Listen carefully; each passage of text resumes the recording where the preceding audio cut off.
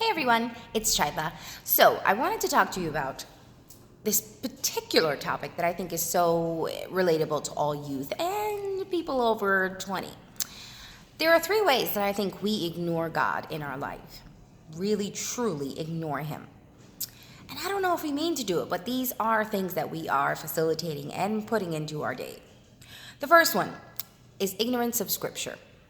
I know the Bible's hard to read. I know there's a lot of hearken and thou out and for there, and I get it. Language is a barrier.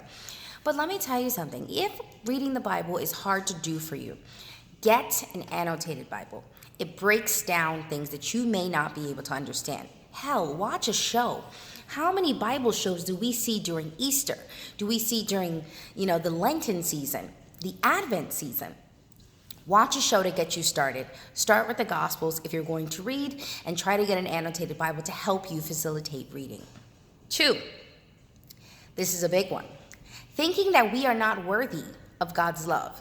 A lot of the times we ignore God, don't pray, don't even feel inclined to follow His will because we already think that He's disappointed in us and that we don't deserve what He's offering us in His promise to the human race.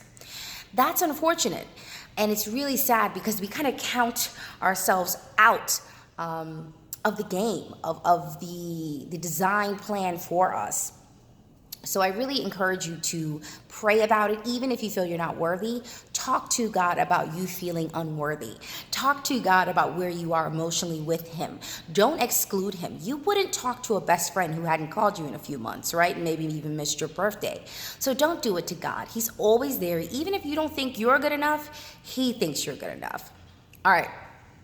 And our last, all right, we don't listen to our conscience, that inner voice telling you don't do it. It's not right. Make the right instead of the left. We don't listen to our internal law that is built in us by God. That is the thing that makes you most like God. Your soul, your conscience, your seat of consciousness is a part of your soul. And I think many of us ignore it. And the more that we ignore it, it's like turning the radio dial away from the station that you need to hear. So you get more static, more noise, and you naturally just tune it out.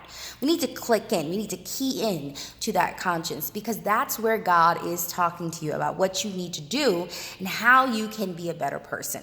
So I hope you've enjoyed my 3 tips on how we are ignoring actively God in our lives and how we can get better at it. All right, to the next journey.